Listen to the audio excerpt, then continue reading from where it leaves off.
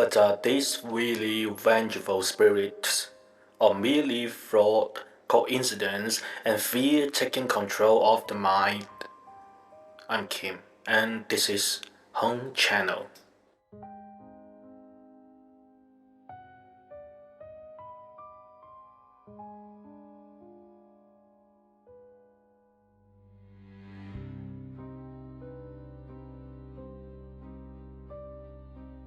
Some people raise children to give them love.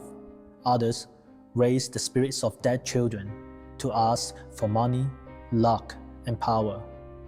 Across Thailand and Southeast Asia, these child spirits are treated like family. But once you invite one home, what happens when it refuses to leave?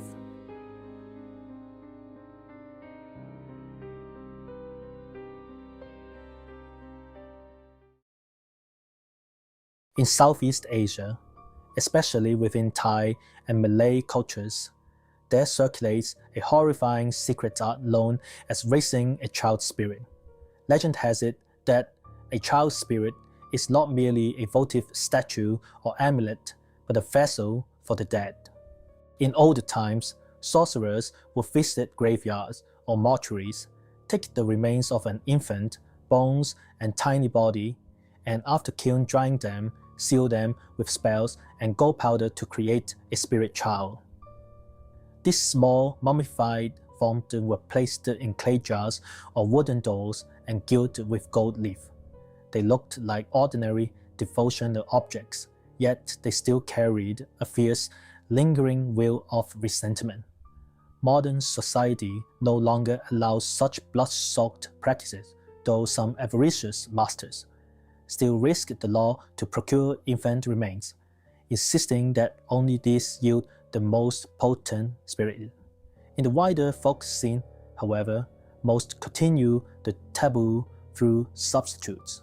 Resin, clay, or metal figurines of a child are consecrated by a ritual specialist to invite an infant spirit to indwell, and then the figure is fed and kept. The care regimen is uncanny, much like raising a living child. You must call to it daily, using pet names like baby. You must lay out snacks, sweets, cola, or red sodas. On festivals, you should even buy toys and tiny clothes for it. Neglect, they say, breeds sulking, jealousy, sometimes revenge. Those who've been through it describe the same thing. In the dead of night, faint little footsteps roam the house, like an unseen child wandering about, searching for its mother. This is the tenderness of parent and child, reversed. When the child is the dead, the air turns thin and cold. Origins and sources. The earliest record of such a spirit traces back to the Thai epic Kun Chang Kun Phan. In it, the sorcerer warrior Kun Phan, to strengthen himself for war, uses secret rites to transform a stillborn infant into a golden boy, a guardian spirit. That act drifted down the centuries as a current of folk sorcery and black magic. With time, local Buddhism, vernacular cults, and animist thought intertwined. The child spirit became an inducted helper, one the living could invite to get things done. In Malay culture, it appears as the Toyol, Tuyul. In Chinese communities, it is often collapsed into names like Kuman Thong, or simply raising a child ghost. In the 1980s, the fashion rolled commercial routes into Hong Kong and Taiwan. Tabloids swarmed with rumors that celebrities kept child spirits for money. In recent years, Thailand even saw an urban craze for Luk Thep, so-called angel dolls. People brought them to restaurants, on flights, on weekend trips, claiming each doll housed a spirit child that could bring wealth and love. Whatever the names, the core remains the same, a forbidden pact between the living and the dead. True horror cases. Case 1. The fortune teller's fall. a renowned Taiwanese fortune teller secretly kept a child spirit to boost his career. At first, the miracles piled up. Customers queued at his door and money poured in. Years later, his wife and child died one after another. He himself collapsed at home and never rose. Colleagues whispered he traded his family as substitutes. Word on the street said the spirit child finally devoured the household that fed it. Case 2. The Girl and the Milk Tea. A young woman paid a small fortune in Thailand to bring back a child's spirit said to love milk tea. One afternoon, a friend visited with 3 cups. The woman poured a fourth into a glass before a clay doll. Half an hour later, the glass had separated, a pale scum of flow, clear liquid below, as if something had drunk it, leaving the milk curdled and water-like. The friend bolted in terror, but the woman smiled. It's finished drinking. Soon after, the woman became pregnant. The fetus vanished in a mysterious miscarriage. Doctors said she would never conceive again. Friends said the child's spirit grew jealous and struck back. Case 3. Blood on the canal floor. Another story is darker still. A pregnant woman who doted on her spirit child went to help at the dog farm. Without warning, several large shepherds went mad at once, shattered their pens, and charged straight at her. Before anyone could move, she was down, flesh torn open, blood everywhere. The fetus died on the spot. Her face was ruined. People said the spirit child, unwilling to share its mother, had steered the pack.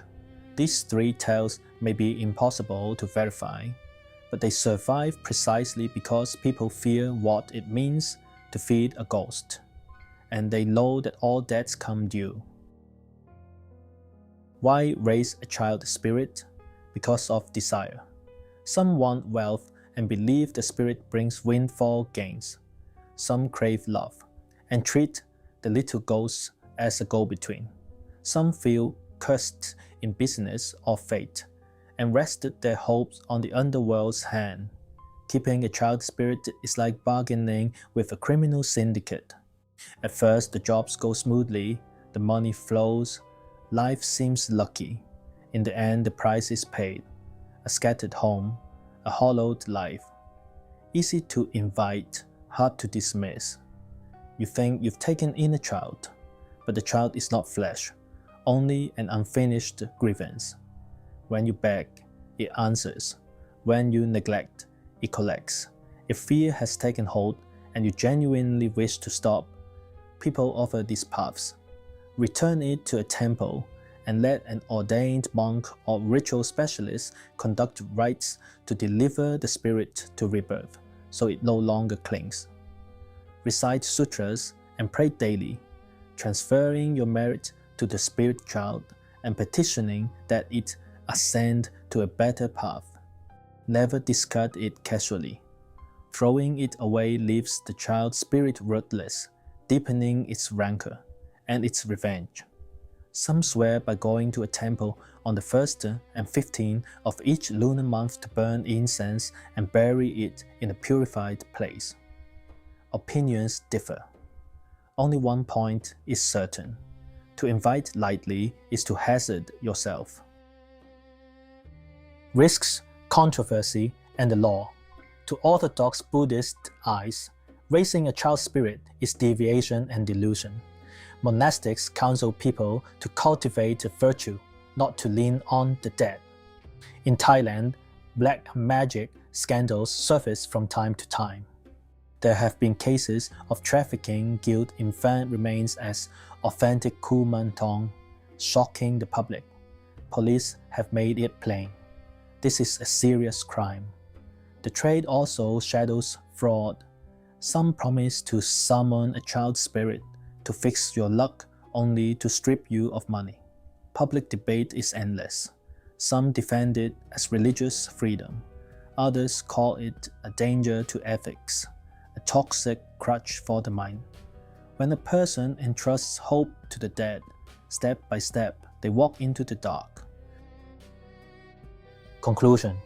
From age to age, the child spirit wears a strange sheen. It is as much the human hunger for the unknown as it is a dangerous pact between life and death. Some gain money by it, some lose their lives, some raise it like a child, and forget it comes from death. Every bargain struck with the ghost will demand its payment.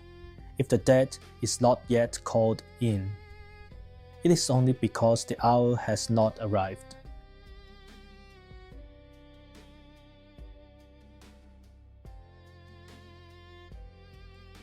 I'm Kim. Please subscribe, like, and share. And stay with me. You will never face the dark unknown.